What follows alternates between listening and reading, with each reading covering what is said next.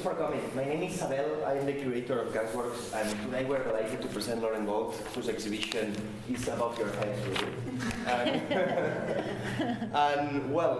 Lauren's exhibition and Lauren's work in general is heavily committed to material experimentation, and the process is also very layered. She's been working with Gasworks for an extended period of time. She was a resident at Gasworks about a year ago now. And throughout this long process of research, Lauren has been encountering several images, tropes, bodies of knowledge, figures that ended up haunting the exhibition and shaping it, really. And we thought the events program could be a really nice opportunity to unpack each of these bodies of knowledge. So a couple of weeks ago, we had here Jamie Lorimer, an environmental geographer, who came to give a talk about rewilding and questions around wildness and domestication, which are key for Lauren's exhibition, which reflects her role bringing in Northern Ireland questions about agriculture. Tonight, Lauren will be talking about her great-great-auntie, is that great-great-great? Okay, 3 greats auntie, Martha Craig. And if you follow up with the program, in a couple of weeks, we'll have also Richie Gray, Glasgow-based composer that Lauren has been collaborating over time, doing a sonic intervention in the gallery. And also an in-conversation event in between Lauren and Michael Marshall, an archaeologist working at Moles Museum, with whom Lauren has been in touch really since last summer. And also that conversation around archaeology, and in particular, the images that surround the cult of Mithraism have also informed the exhibition. So I hope you enjoy the event, and now I'll just pass the mic on to Lauren. Thank you. Thank you, Sabine.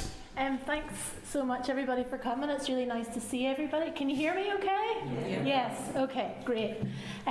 So thanks to all of you for coming. Thanks to Gasworks for having me, and thanks very much to my family and anyone else who's helped me compile all the images and information in this talk that has involved climbing up ladders and crossing fields and all kinds of different things to get this information. So I'm going to say that this is a talk about my great-great-great auntie, and I think it's safe to say that this will be the first time she'll ever have been presented in terms of the scope of her work and her life ever in the world, because it has never happened before. And it relates specifically to this show because before undertaking the residency, I discovered that I kind of knew a little bit about her. She was kind of in the background. She only kind of came into my conscious maybe about 5 years ago because she just wasn't really talked about.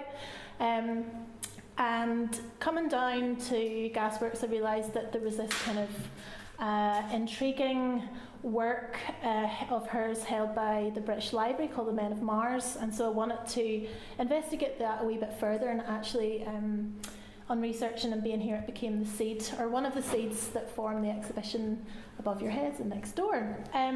So with this presentation, it's kind of atypical for me because I'm not talking about me, I'm talking about Martha Craig, and in doing so I just wanted to give a kind of overview and kind of create this picture, this sense of who or what she was, and try and pinpoint like points in the historical timeline where we can kind of contextualize some of her activities and kind of the bigger conversations that were happening at the time.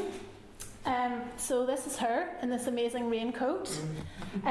So Martha Craig, she was born in outside a small village called Glencoe, which is in County Antrim in Northern Ireland. And she was born in this small hamlet outside a slightly bigger small hamlet called Carneil. So this is in the middle of the Northern Irish countryside, and this is the title of the first section, Triangular Thoughts. So here we see just the sort of upward finger. There you go in the little circle, so that's Larne, the closest town.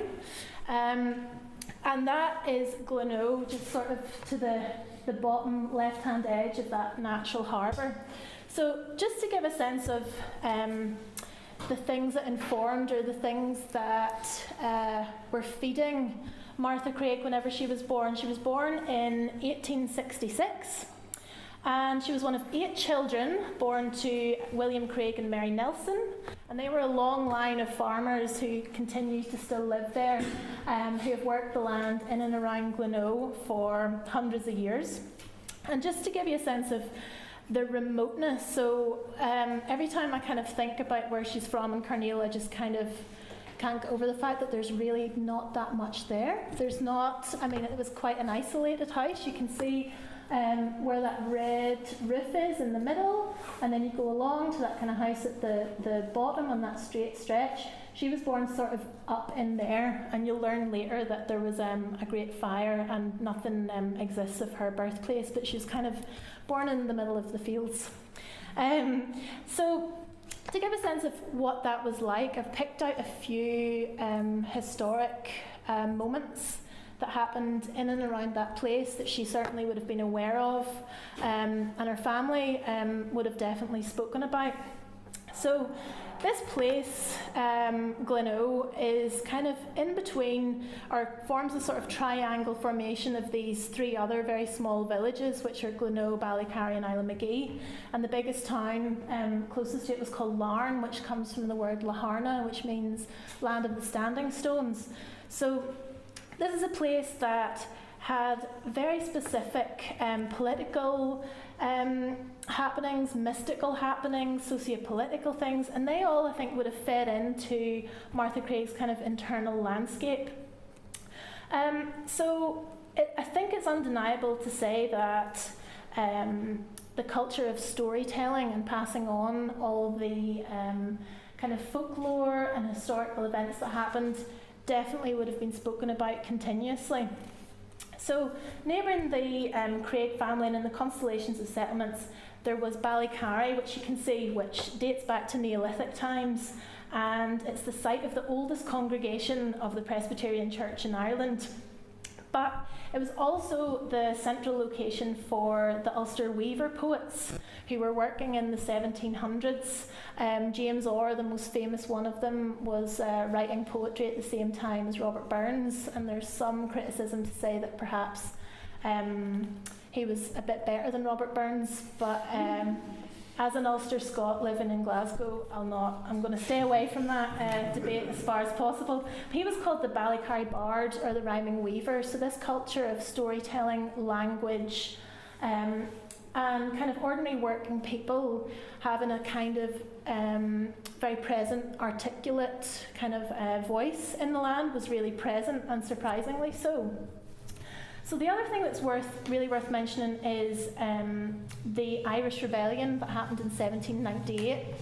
So this was an uprising against British rule in Ireland, and the United Irishmen, who were a Republican revolutionary group, were influenced by the ideas of the American and French revolutions, and they were the main organising force behind the rebellion, led by Presbyterians, angry at being shut out of power by the Anglican establishment. So the Presbyterians were joined by the Catholics, so this is a very specific moment, and one of a few that I think will have informed Martha Craig's kind of internal thought process, where cross-religion came together under a joint cause. And I think if anybody knows anything about Northern Irish politics, it's a very long and winding road today and tomorrow. So these are quite significant in terms of these kind of quite disparate religious communities coming together. So this rebellion didn't go very well. It involved many Presbyterians in East Ulster. One of those was a 16-year-old who is possibly the namesake of someone on Martha Craig's mother's side, William Nelson. So he was a 16-year-old who was hanged outside his mother's front door for his part in this uprising against Home Rule. So these moments really would have, and they still really resonate in these places.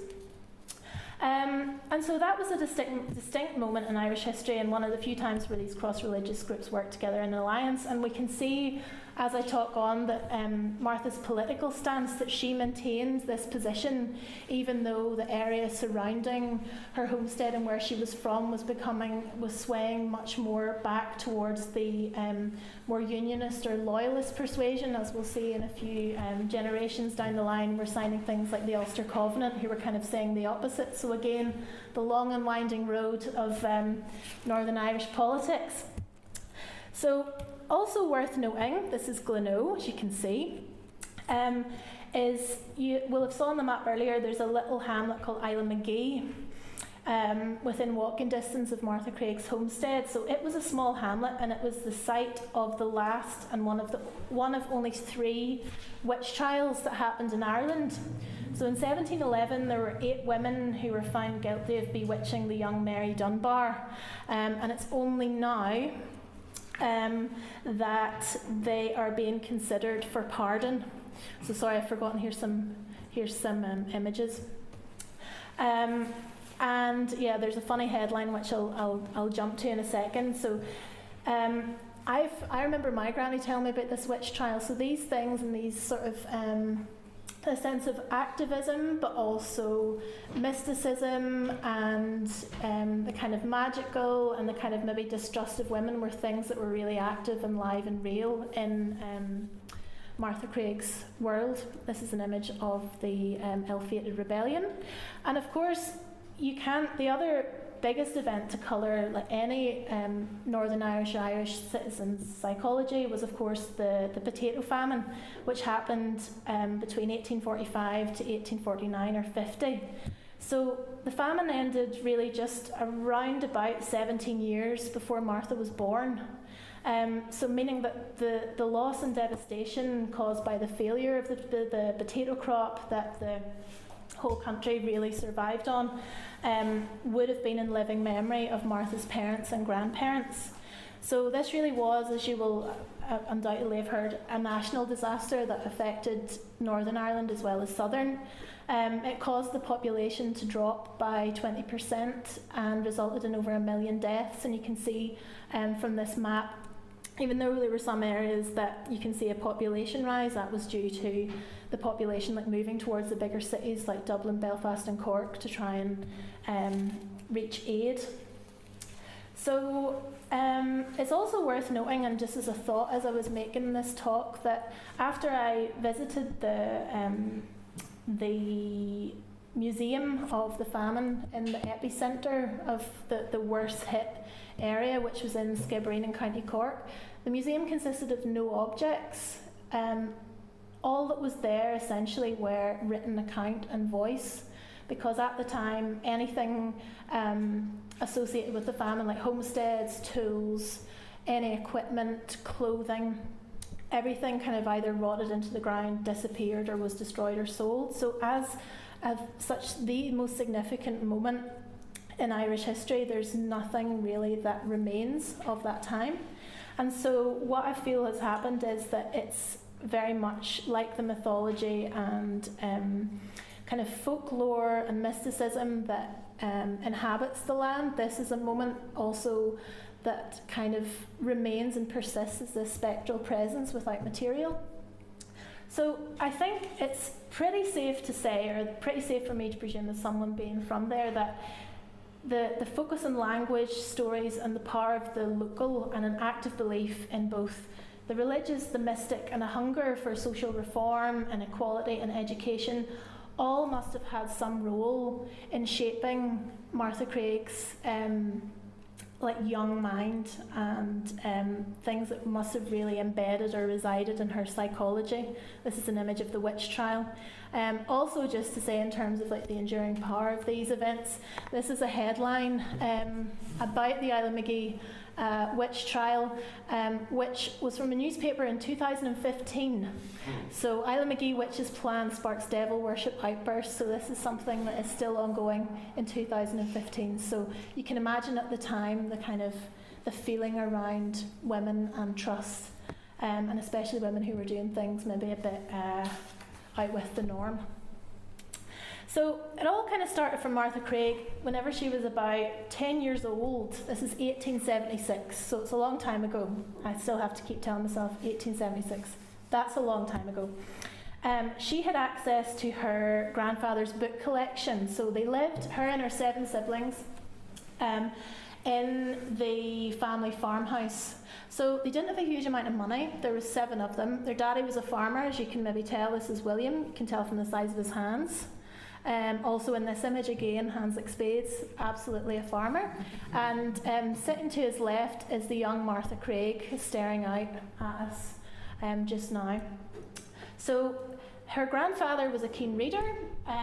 He had a book collection, And the books were kind of housed in the farmhouse, and it was used as a location for the Carneal Book Club, which, according to a lost letter, met on each night of the new moon and had been in existence for over 100 years. So within the collection, young Martha was very attracted to poetry by a poet called Longfellow about First Nation Hiawatha in Canada and the Irish land question. And also, from her vantage point on the farm, you can see the sea. From where we live at home, sometimes in a clear day you can see Scotland. So there is this sense of being very sighted, but also having a sense of flux and movement and looking out and passage. You know, Port being a town and also had like mass emigration during the famine. So young Martha had decided to problem solve the problem of her siblings not being able to afford some instruments for a brass band. And she said, I know what we're going to do. When she was 16, I'm going to do a wee talk about the Irish land question. So 16 years old, Martha packed out the local village hall, held the audience in rapture, just like you guys. And the Irish land question was the problem of land ownership and agrarian acts under British rule. So she was sort of speaking against that. You can see this is a classic cartoon. I think it was a London magazine where the Irish question is depicted as a bull. You can see in the horns it says landlord and tenant, and they're being wrestled into submission. So this lecture went down very well. The local clergy or the minister said to her mummy, "Listen, Martha is clever. She needs to be sent away to be educated." So, because apparently there was no standing room, and the boys definitely got their money for their brass band. So this is where things get slightly. We're not exactly sure how she was sent away, if she got a scholarship, but whatever way it happened, she was sent away and was educated at a school near Oxford. And she went on to stay there and teach. She began to be a teacher at a school near Oxford, and she continued her active kind of political activist talking in England about the land question, for example, why Ireland is kept poor. And she's very, very bold and very, very clear in her statements. I think this is from 1897. So she talks a lot about the need of railroads, connections, and she says radical remedies that are only effective and the ones that are being adopted, they would be a system of government control of land, a system of cooperation with cottage industries, vigorous policy of education on all lines, and I think it was health somewhere else, maybe it's cut off. So she was talking a lot about this question in and around Oxford, and that generated significant academic interest, and it attracted the attention of some Oxford professors who were really keen to meet the guy who had written all these papers and were absolutely appalled when they met a very young woman from County Antrim, Northern Ireland, who was coming up with all this noise. So she must have charmed them or they must have been impressed by her, because from this point onwards, Martha was in easy conversation with Oxford professors, and she realised that she didn't know very much about metaphysics, history, physical science, and this really annoyed her. So to rectify this, the young woman advertised in French newspapers for a place that she might teach English and gymnastics, and in return would be able to take a course. So off she went. The town she found was a place in France called Nîmes, where she taught and studied for 6 years until she knew French, when she knew France and French, as well as English. And she says she required exact scientific knowledge, especially the research of electricity. So in Nîmes, she studied to be an electrical engineer, to further an invention which has floated vision-like before her mind for years, which we'll talk about a bit later. So this is actually Nîmes. You'll see it was on a Roman road. So there was a lot of Roman presence within her environment. So this is like a kind of Colosseum. There's also a Mithraeum, which will make sense a bit further down the line. So she's in this kind of French-Roman historic location, learning French and desperately trying to enable a way in her life to be able to travel. So she went back to Ireland and started working from the railways, still with this sort of drive and need and want to travel. So if we fast forward to 1898, she's not in County Antrim anymore, she's in the States, and she's skipping the queue to see the president, who at the time was President McKinley. So this leads to the next section of the Triangular Thoughts talk, which is when she visits the US, Canada and Europe.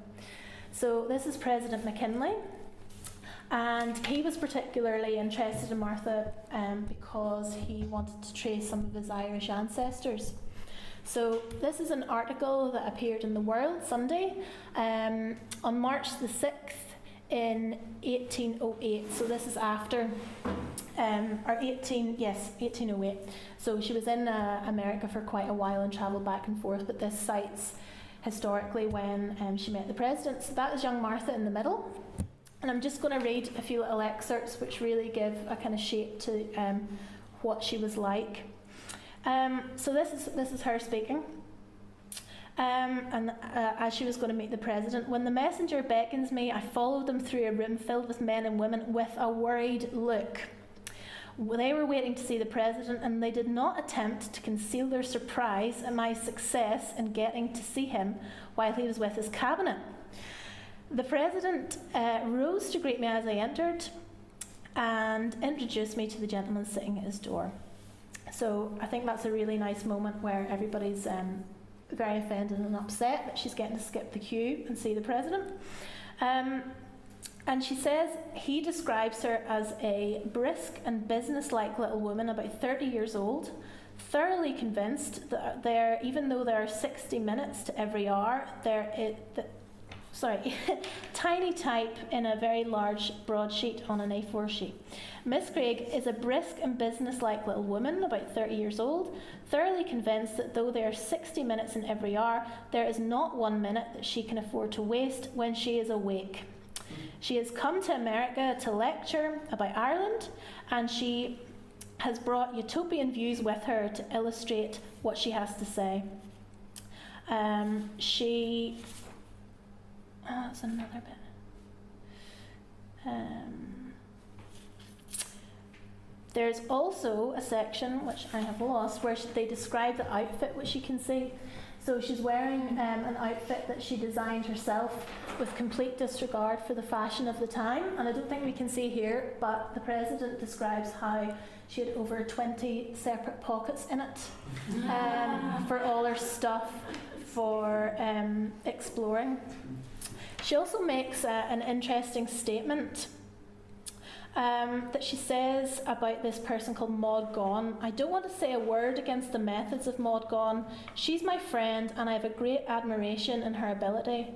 But it would never do for us all to be pulling up the same stream in this life. She believes in agitation and I believe in education. So this cites her friendship and association with this other very important figure in Irish politics, which is Maud Gonne. And she is this amazing crow-hatted lady here. So Maud Gonne, as she was described, was her friend and an agitator, an educator, a spiritualist. She was English born but became an Irish revolutionary, a suffragette and an actress. So she was Anglo-Irish in descent, and she was won over to Irish nationalism by the plight of evicted people in the land wars, and she actively agitated from home rule. So coming from a similar political position as Martha, but in the same sense that Martha is sort of a woman striking out on her own, Maud Gonne was very interested in spiritualism, reincarnation. She was the muse of the Irish poet W.B. Yeats, who he wrote a lot of poetry about, and Yeats himself engaged in things like automatic drawing with his wife.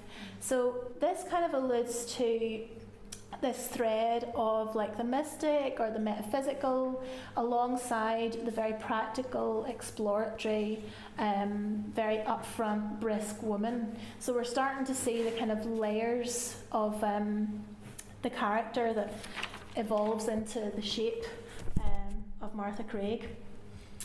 So she then, this is another article which I really like because it starts off very strongly as a woman explorer, Martha Craig, but then underneath there's an advertisement for attractive bathing suits. So she decided that she absolutely needed, after reading the poetry of Longfellow, to explore Canada. She was hungry for information. She said that she didn't comply to any specific religion or creed, but she was very interested in this idea of witnesshood and witnessing things that maybe had been non-witnessed or held some type of information in them that would further her social or political or spiritual kind of outlook. So she went to Labrador, and she travelled to Labrador and on completely by herself. When she arrived there, she hired 2 guides and she sailed for 500 miles into the wilderness. There she met the Hiawatha First Nation, and she lived with them for 5 years on her own. So she stayed in a very rudimentary kind of tent that she erected herself, and she came and approached them as a friend, kind of wishing just to learn from their tradition.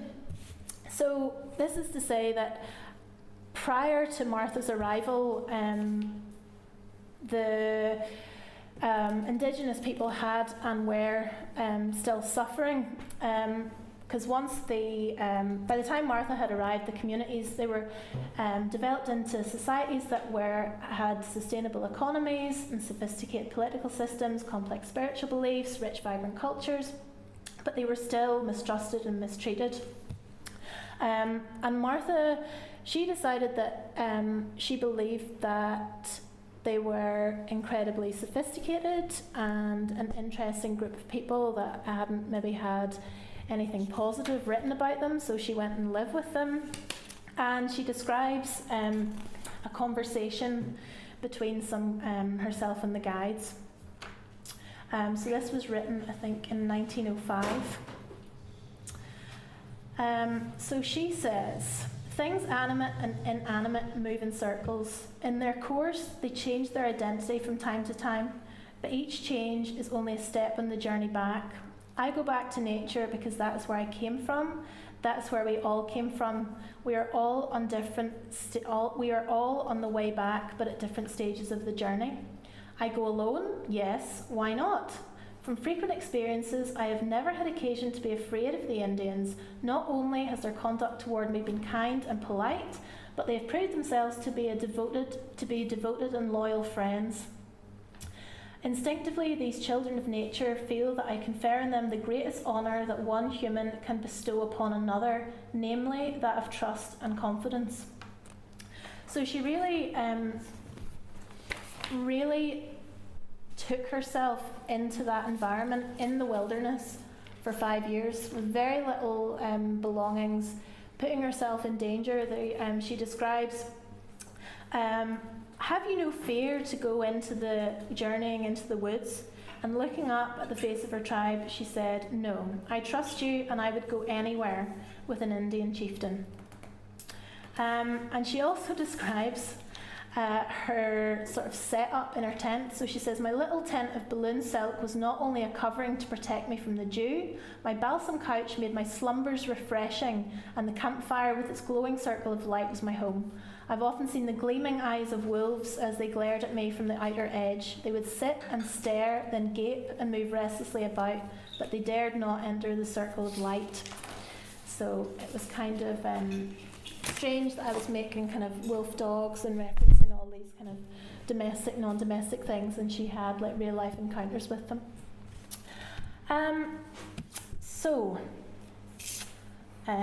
She also went to Labrador specifically some images of her, to try and find and see the aurora borealis, because in the back of her mind she had developed her own scientific theory pre-Einstein that the world existed in a vortex.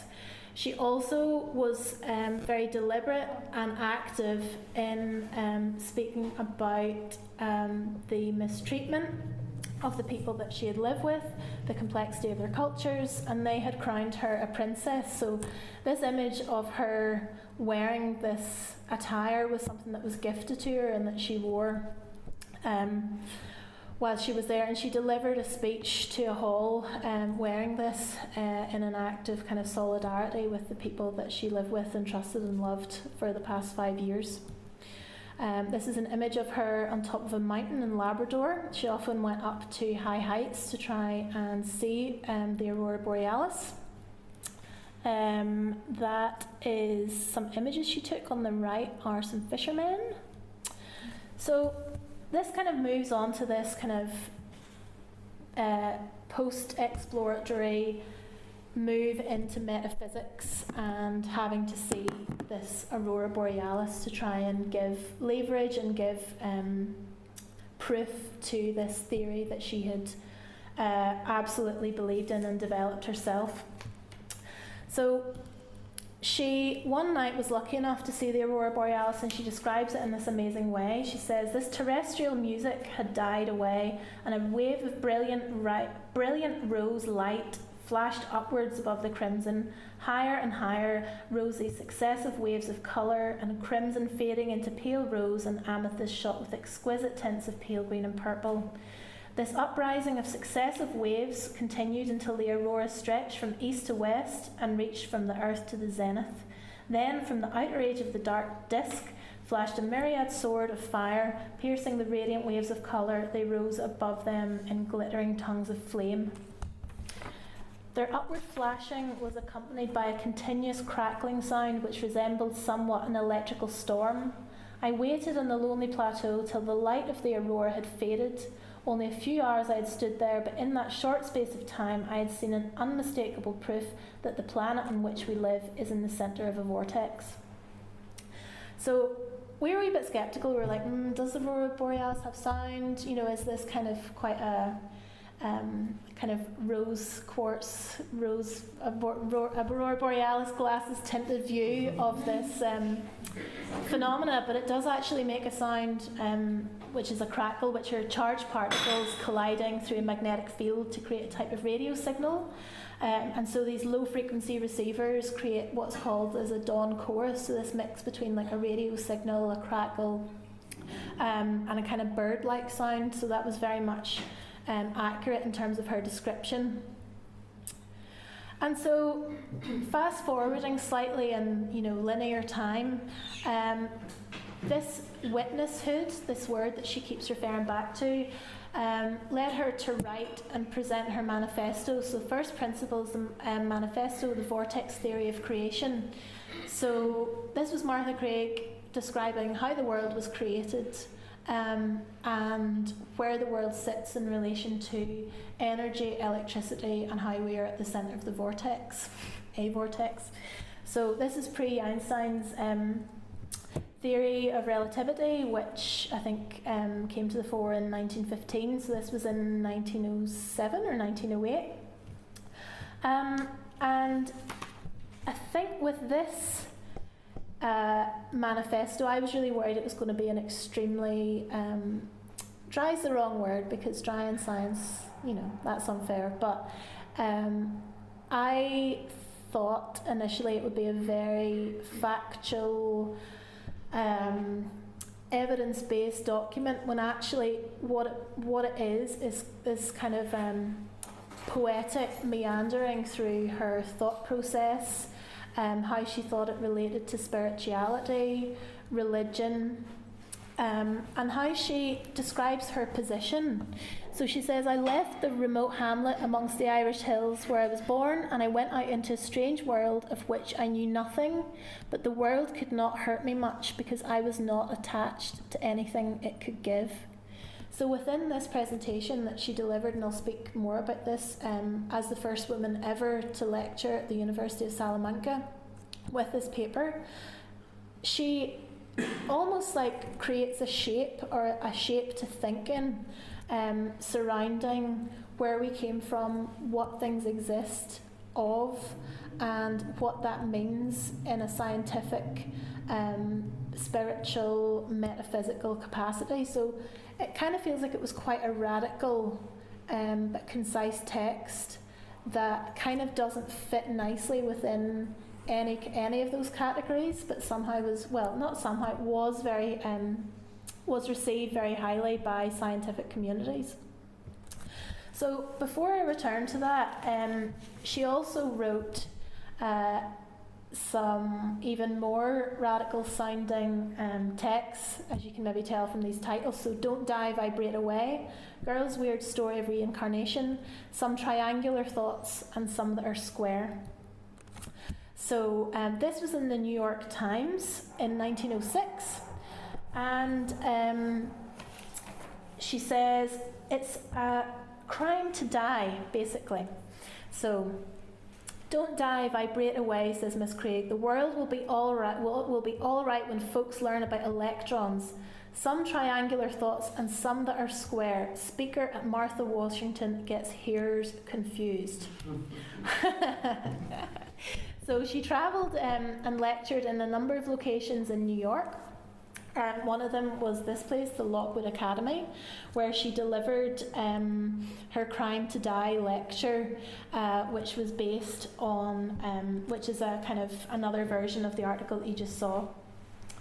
So this appears in the Amador Ledger, which is in California. She says, a few days ago, Miss Martha Craig, a slender little woman, young and pleasing of face, sent out an invitation to scientific men all over New York to attend a lecture. It is a crime to die. So nothing radical or heavy there. The lecture was delivered at Lockwood Academy, as we can see, at 126 South Oxford Street in Brooklyn. And the hall was filled with psychologists, philosophers, and students of theology.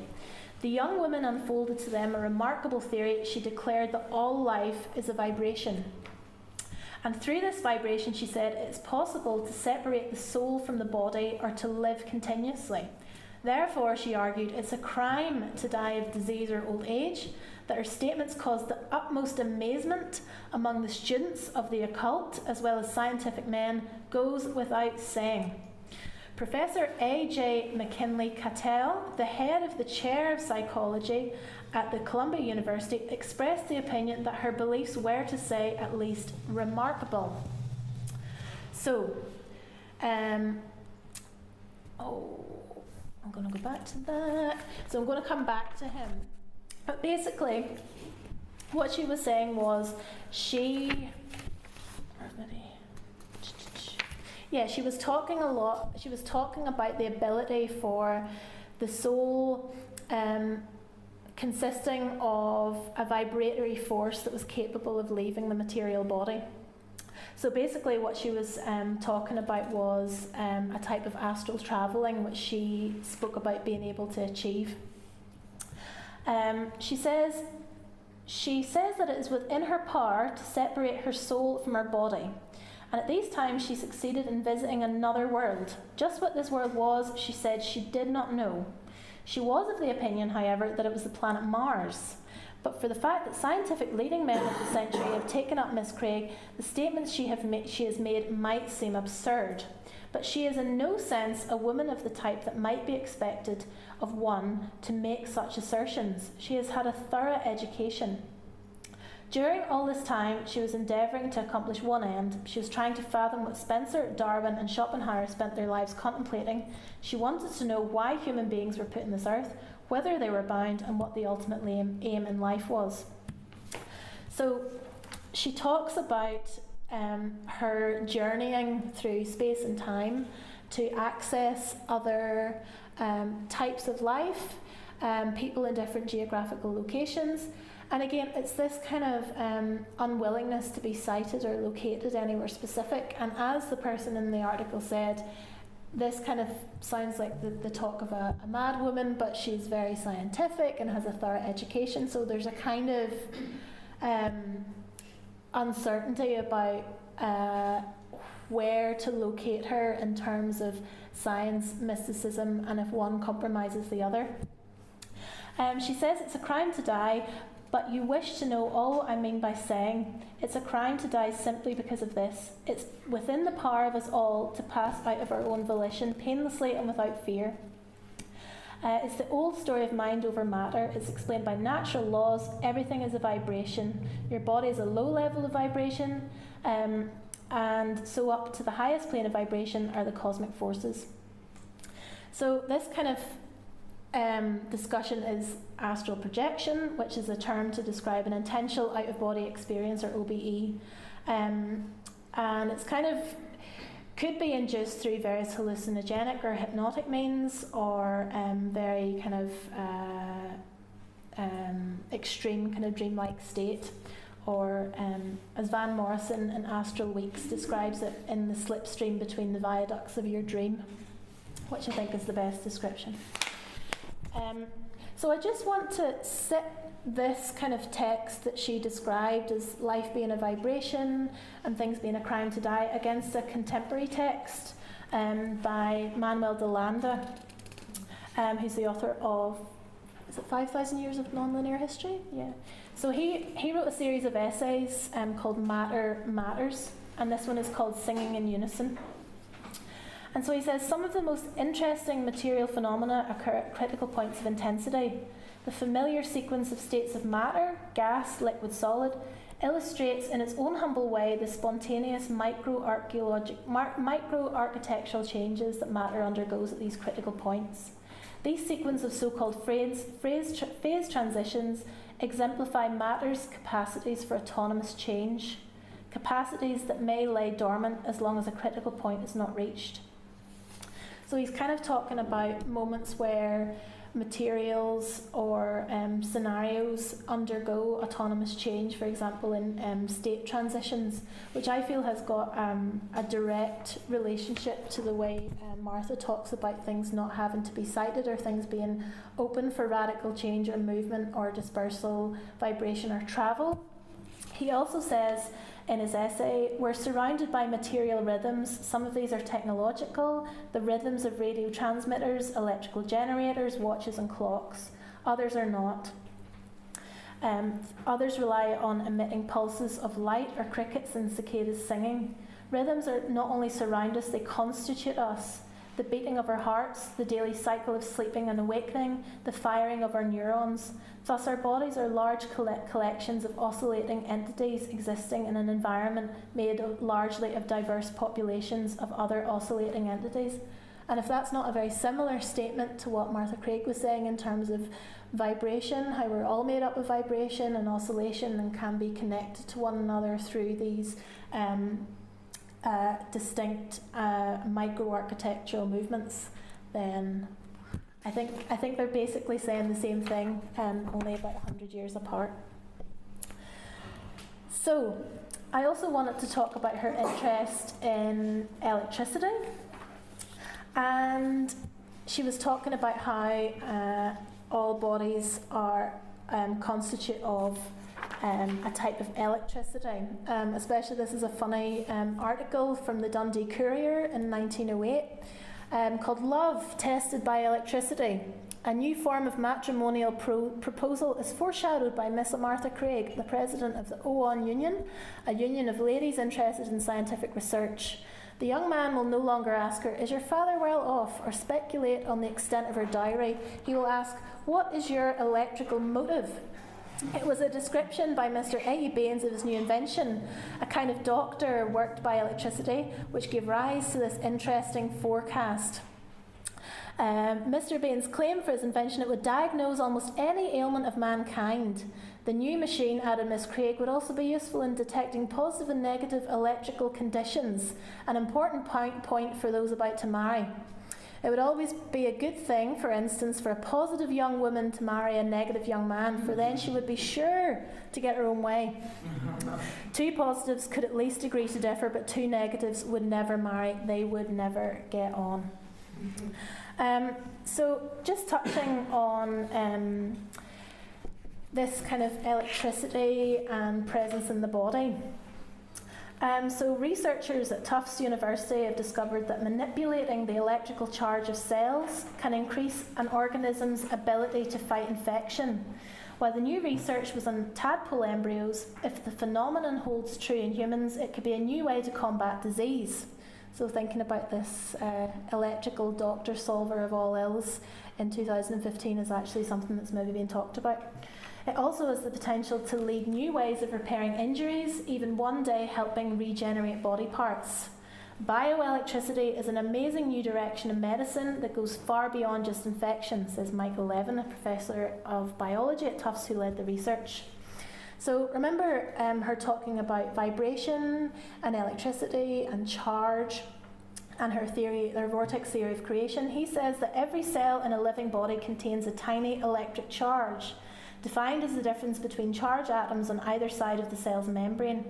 So Levin, who's been studying these charges for years, hypothesised that depolarising the cells, or reducing the difference in the charge between the inside and outside of the cell, could help a body fight off infection.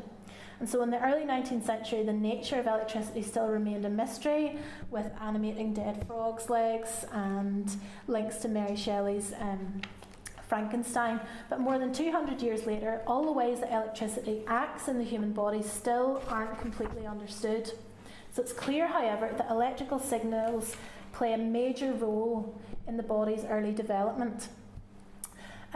So scientists like Michael Levin of Tufts University have discovered that cellular charges control how and where a structure forms in a developing embryo.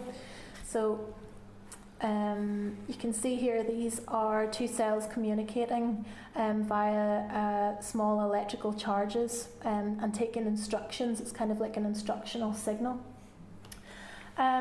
So these discussions about electrical charge, vibrational theory, there is still a kind of conversation to be had about these things today.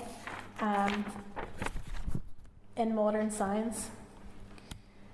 So, as a result of this paper about vortex theory and vibration, Martha Craig, this is a letter she sent home, went to Portugal, and she declares, she's always quite forthright in declaring what she's up to and how great everything is.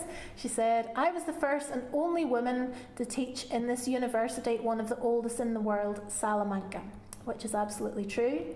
So that's the lovely library on the left. It's the third oldest university in the world, and she was the first woman to lecture there ever in the science department. So Sibel kindly translated these texts, which describe how well received her vortex theory was, how she talked about the aurora borealis, how she described how the universe was created, to great applause and multiple questions which were answered at the end with great kindness and openness. So it's just very nice to see her in Spanish.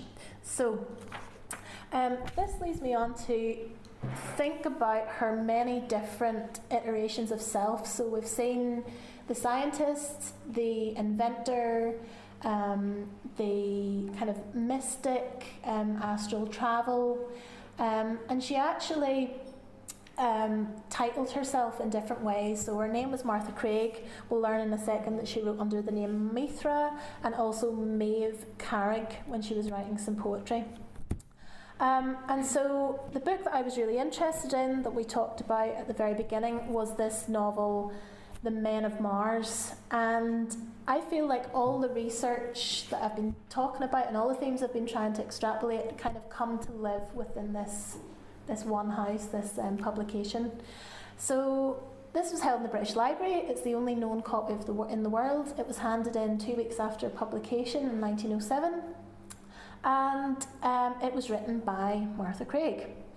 So I remember this moment of opening this book and being so thrilled to read, dedicated to my friends, the Cosmic Explorers, in 1907. So this really represented to me a combination of everything that kind of formed the shape that is Martha Craig. So poetry, science, materiality, social ethics, political ways forward for social reform. And I was really interested in why, as a woman who had been very, very clear about her agency as a woman, was writing under this name Mithra or Mithra. So Mithra was adopted. It was a pre-Christian religion, so it started way back. And Mithra was adopted in a Roman cult and was changed the name like Mithras. So this cult was all male.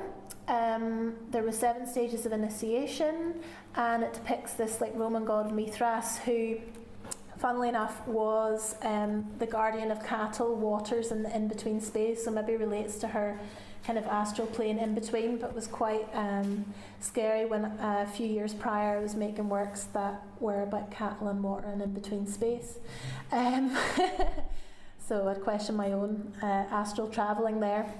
And so if you remember back to that image of Nîmes, the kind of Roman, Colosseum in Nîmes, I think it wouldn't be a huge leap to suggest that she was very aware of these kind of cults. There is a Mithraeum also in Nîmes, and there's one in London that I visited on my residency, and I would recommend that you go. This is when it was uncovered. It was described as one of the most disappointing archaeological places in London, but they got very excited because there was like a lot of suburban gardens, but they got extremely excited when they found the head of Mithras, and they relocated it back to its original location. So it was an underground kind of arena where feasts and different kind of initiation kind of rites that were male only took place. And this is a kind of classic symbol of Mithra slaying the bull, and in terms of the repetitive shape that I've been trying to eke out through this talk, it is a kind of triangulation of points. Each point relates to a different location in the cosmos, so it's a way of trying to hold kind of interstellar cosmological knowledge in one place, almost in the form of like a tube map, so each you could locate yourself in relation to this kind of unknown or external wild. And so another thing that I'm sure she may have been aware of was that the Mithraeum was the very first place that the word London or Londinium was ever mentioned. So it's a very loaded site, it's a loaded title, and the publication itself, which I will show you, I just inserted this image because I was trying to kind of cite her in the realms of like sci-fi, and when what I could sort of set against this publication in terms of things that had come like a bit before or immediately after, and the one that I could try and liken or compare was this book called The Description of the New World, called The Blazing World, wrote in 1666 by the English writer Margaret Cavendish, and she was an aristocrat, a philosopher, a poet, a scientist, a fiction writer, and a playwright during the 17th century, so a similar kind of polymath, but wrote about this kind of utopian world. So you can see here she's written underneath by Martha Craig. And she says, before proceeding to relate some of the many experiences I've had on Mars, I would like to say a few words concerning the method by which we are brought in touch with the distant portions of the universe. So, yeah, it's quite an introduction.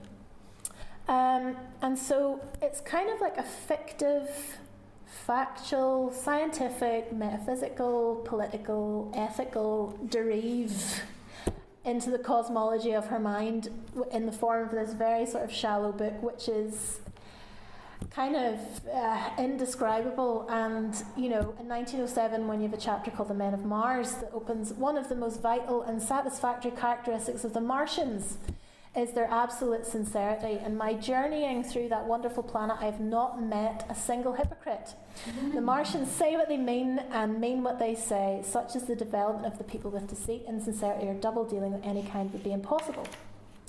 So she kind of talks about the characters that exist in this place and the methods through which she travelled. in interstellar space. And again, just to remind you, this is 1907. So they say, now be prepared for the interstellar space, said my guide. The next instant I find myself in the most unutterable darkness, a moving darkness that could be felt. This, said Ra, is material out of which the universe is formed.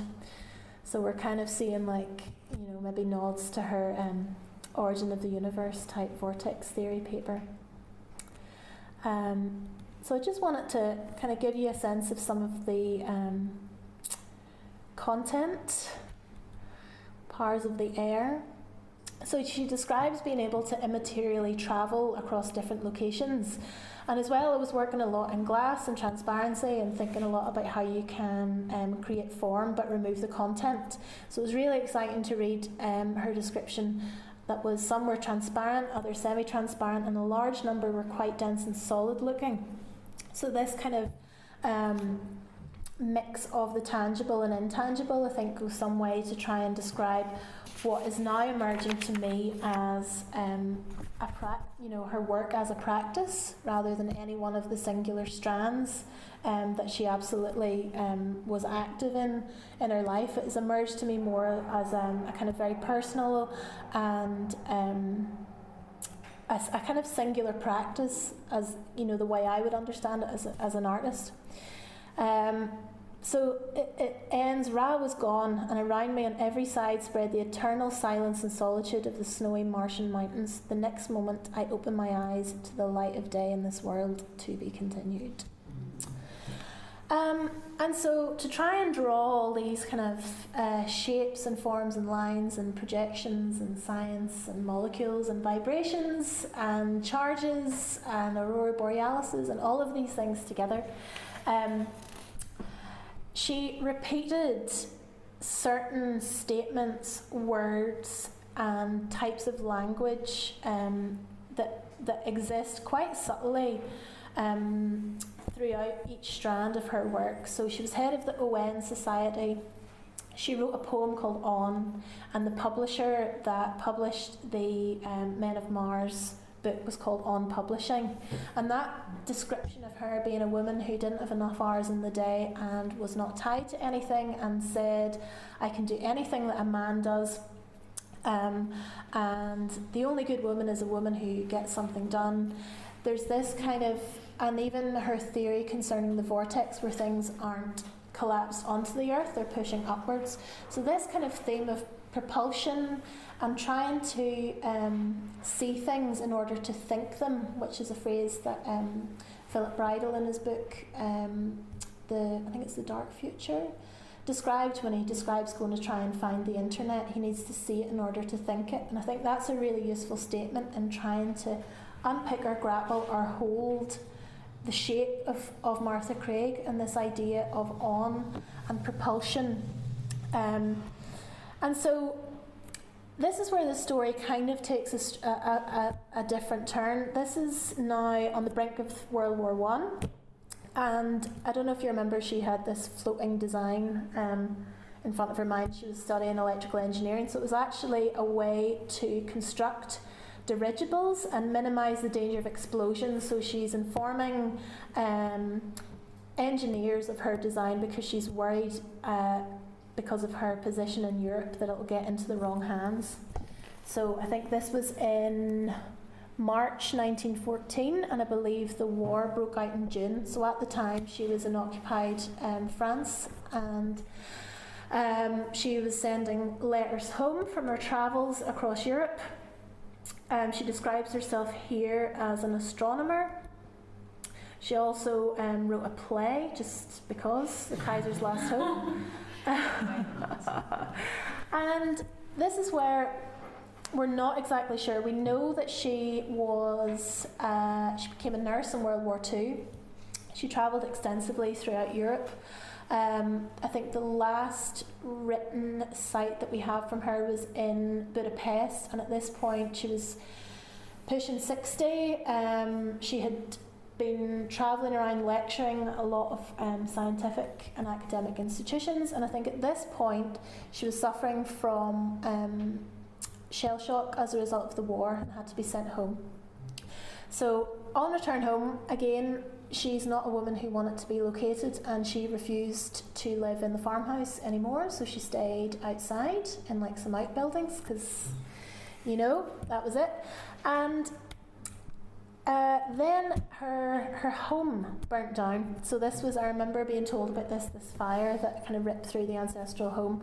So this is why very few of her the artefacts that she might have kept exist anymore, apart from things that she sent elsewhere. So out of the fire there were a few artefacts, including a ring belonging to her sister that my sister now has. And this is her probably in her 70s or 80s. So she died in 1950, aged 86, I think, 84, 86. And I just wanted to try and kind of linearize the last part of her timeline before going back and having this overview that I spoke about slightly earlier, about trying to give shape to who or what Martha Craig was and how she might be defined or not defined. So this word "on," this is the last line in her a poem called "On," that describes her grappling with her own identity. And she says, "The voice that in thine ear whispers, press on," by Maeve Carrig. Carrig being Celtic for stone or rock, and interestingly, Mithra was born out of a rock. So in terms of legacy, there's only one sister out of the 7 who married. This is her, it's Mary Ann.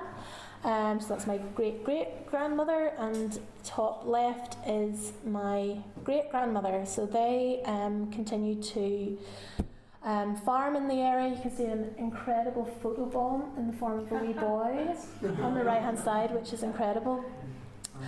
So this line of women and working and thinking, I hope, has kind of continued in that landscape. And just as, yeah, I know it's like, that's a bit of a leap, but in coming to the conclusion of my research and my talk, I was really trying to contextualize or define or, have a neatness to trying to position or categorise Martha Craig. And I think in relation to her own phrase, which was some triangular thoughts or some that are square, which describes how different thoughts have different shapes, she was really trying to give thought a type of presence in order to give it a shape or give an immaterial a form in order to persist or exist. And I kind of think that in her work, she's, if she is a triangular thought, what's happening is she's trying to access the point in between each kind of corner of the triangle that it kind of holds or references or is the sum of internal angles, but also, like this Euclidean or trigonometry, is a kind of like personal or philosophical practice that has her own kind of life geometry or trigonometry, which kind of creates an internal and external charge and tries to reach beyond the two-dimensional realm. And so as a woman who never wanted to be located in her life by moving, not wanting to live even in a house, I felt it was a disservice for me to try and do that. So I would like to think of her and continue on her legacy as thinking of her as this kind of triangular thought or shape that this talk has hopefully gave form to. So I think I'll leave it there.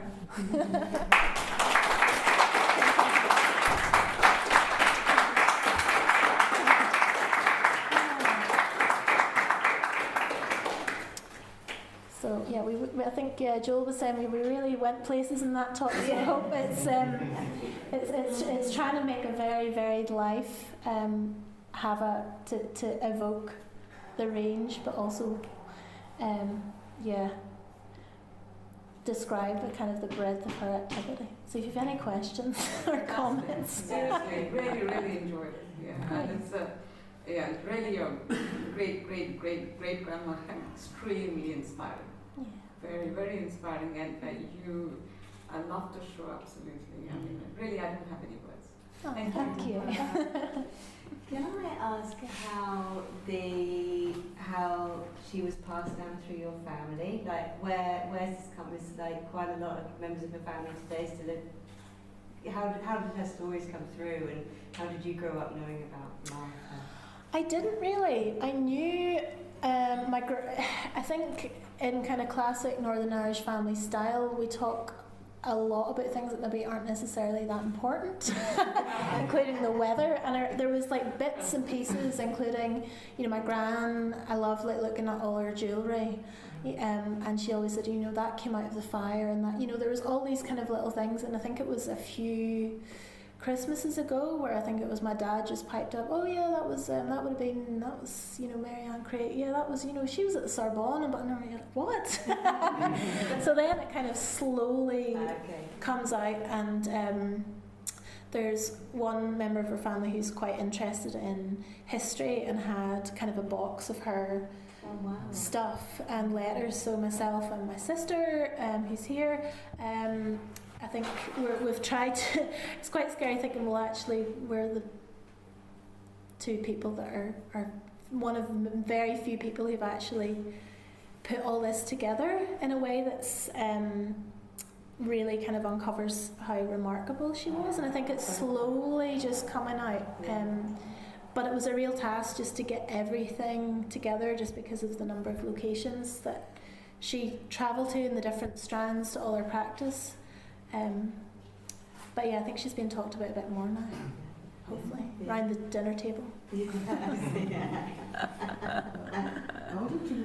How did you come across the information about the other two names she was writing under? It was kind of, when it came to the British Library, it had said Mithra. I think I'd searched Martha Craig because her vortex theory was there, and then it had said Mithra, and then something a bit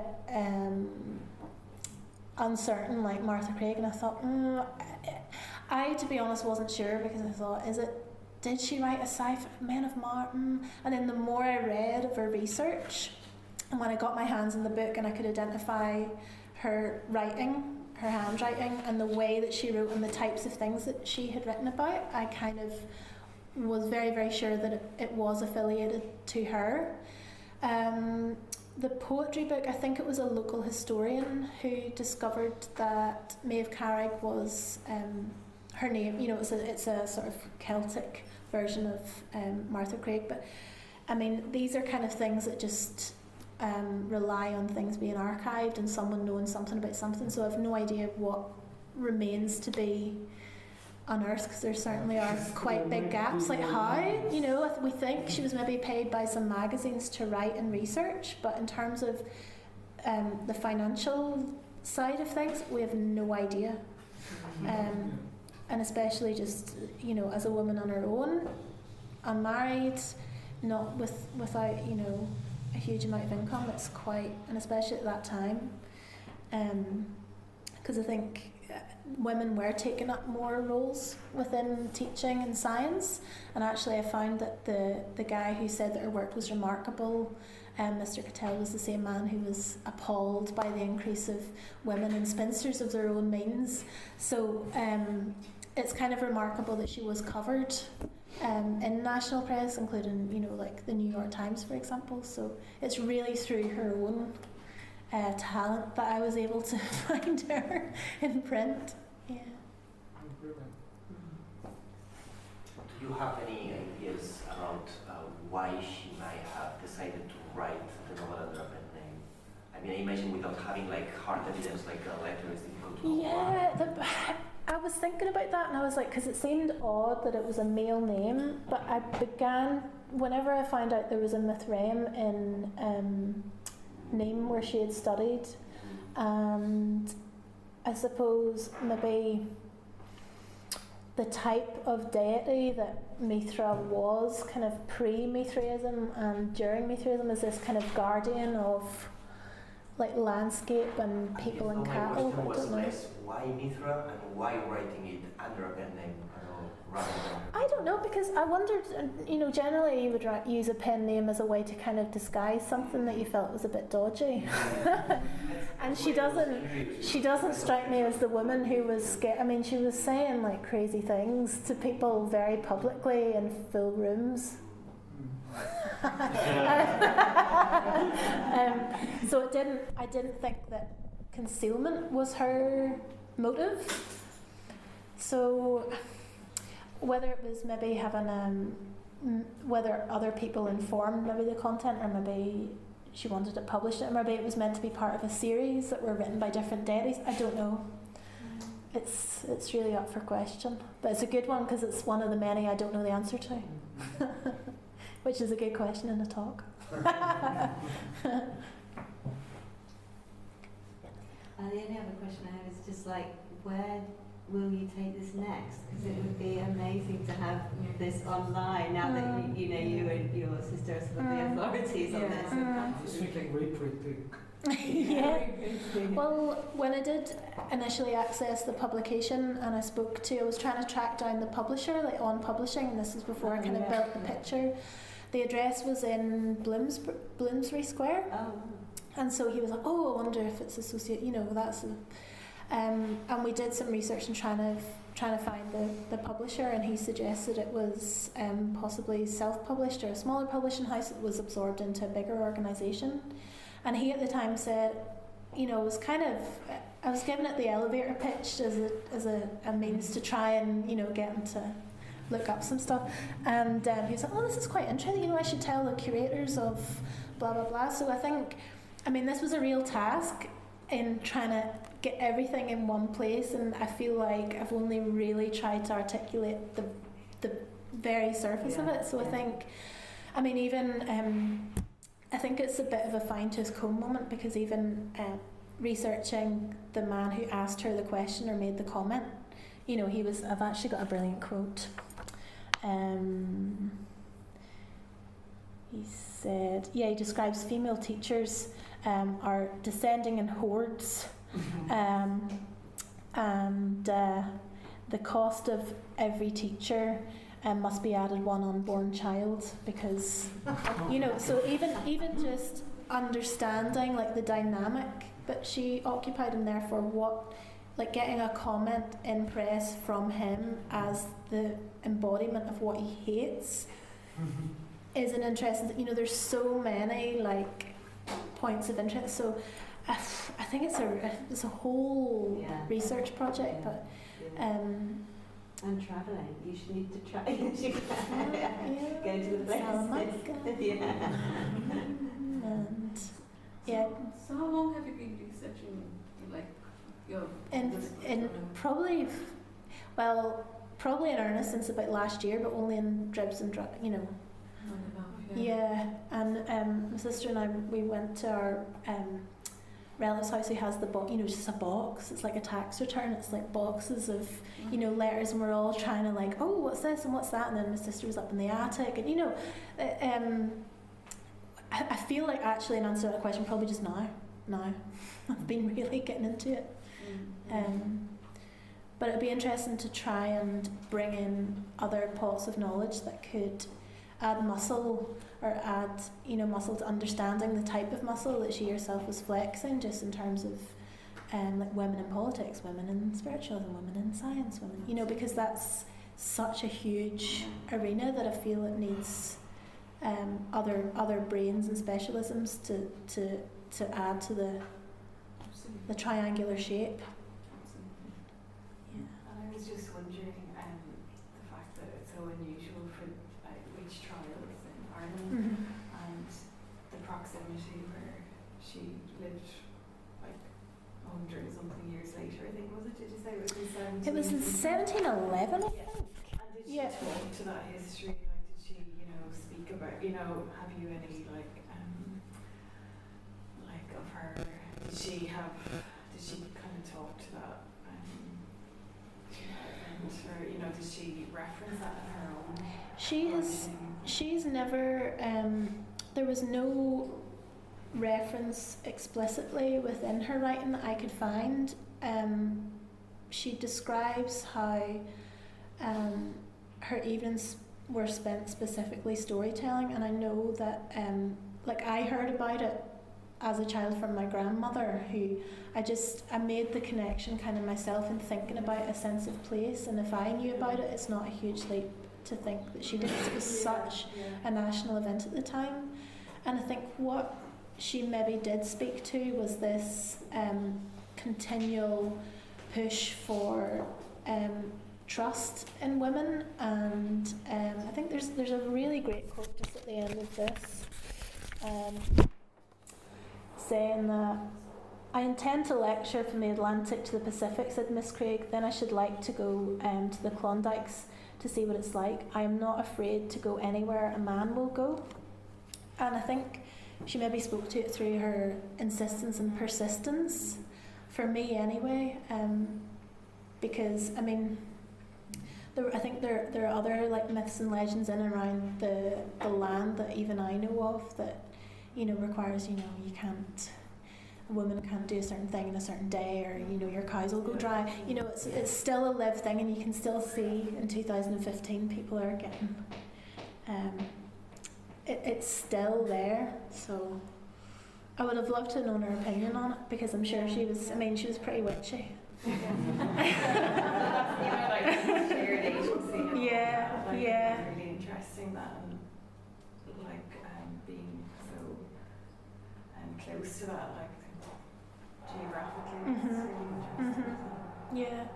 Well, there's definitely like a link, like thinking it was just a matter of time. If she was talking about like out of body experiences in the 1700s, she would probably be tried as a witch. So it's kind of like kind of like connection to the. I mean, she was being annoying. You know, there is a quote. There was a woman. There's kind of like, we're not sure where she sat in terms of like the first woman explorer in Canada. There's a contender called Mina Hubbard, who was doing things round about the same time as her.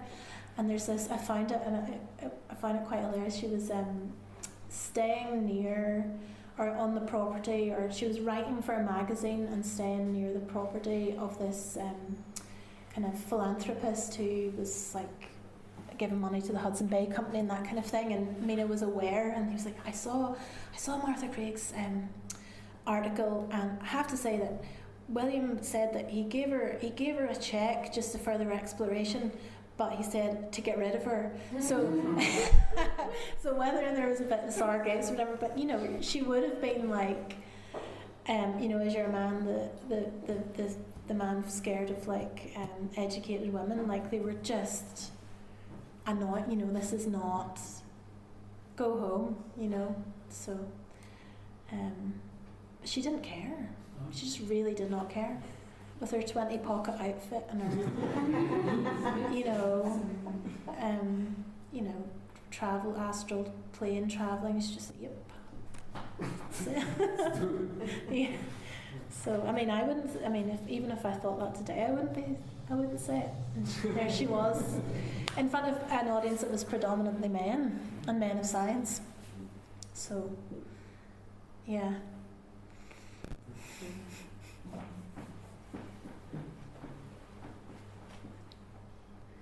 Well, Martha died.